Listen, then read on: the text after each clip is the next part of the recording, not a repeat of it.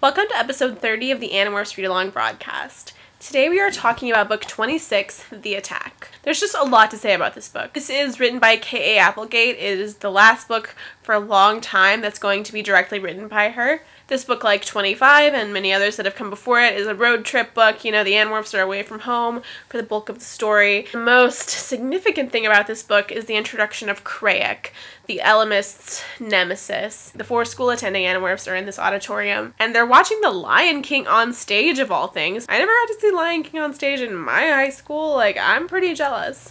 But the Ellimist freezes time and just basically is like, hey guys, what's up? Basically wants them to go on this mission to save the escort, this race on the other side of, like, the universe.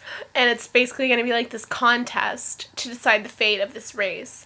The Animorphs and Eric the Chi versus the Howlers, the race that destroyed the Pemalites. At first glance, all of this seems a little bit too far-fetched and, like, you know, contrived. Like, of course, it's the race that destroyed the Pemalites, and of course Craig has a beef with Jake specifically. There is a lot of this whole scenario that's kind of extreme, I suppose.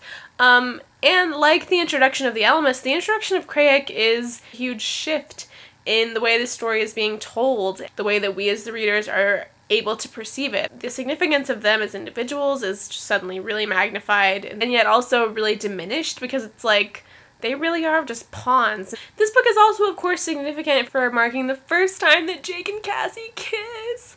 I fangirled so hard when I read this as a kid. I was just like, finally!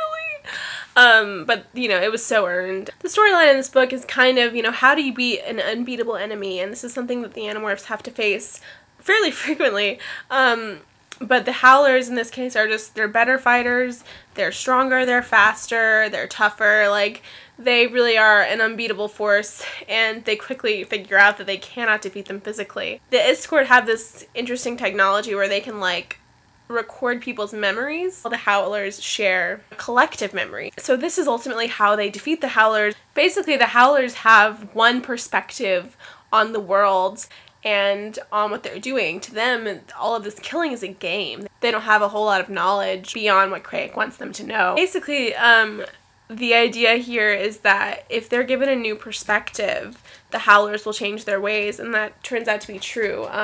Whenever they share their memories, Craig ends up destroying them immediately, because he knows that if those memories infect sort of Howler collective, then they will no longer be this perfect soldier, these perfect warriors, because perspective is a dangerous thing. And I kind of love this idea. I mean, it's part of, like, the, I guess, agenda of the series is the power of understanding other people's perspective. And certainly we've gotten that with, like, Cassie and Aftran in book 19. When Jake is explaining their plan, he said, "A collective memory was very useful for spreading battle tactics and experience, but it was a weakness too.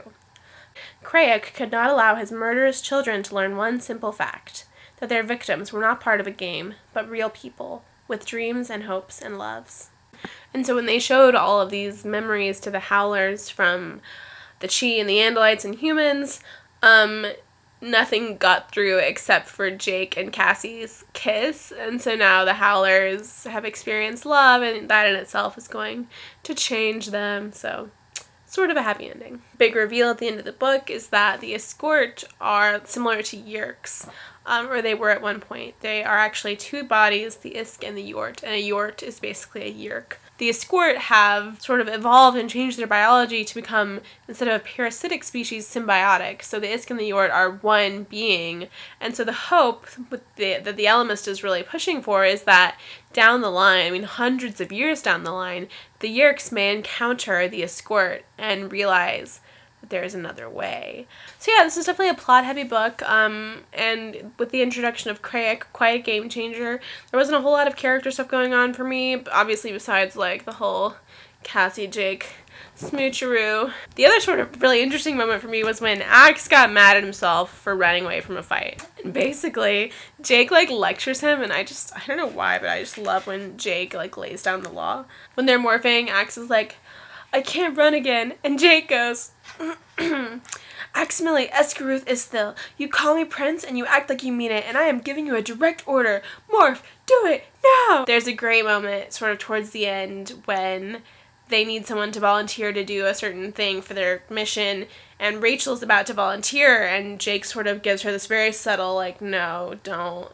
And then Axe volunteers, and Rachel realizes what Jake is doing. He's sort of giving Axe this opportunity to redeem himself, and so I don't know, I just love fatherly leader Jake, who's looking out for his people and making sure that they're all okay and getting what they need and taking care of them. Jake's the best. So yeah, those are all my thoughts about Animorphs number 26, The Attack. The next book's going to be number 27, The Exposed. And if you like the ocean and marine mammals, it's awesome. If you want to keep up with this read-along, subscribe to this channel or follow me on Twitter, and I will see you on Thursday.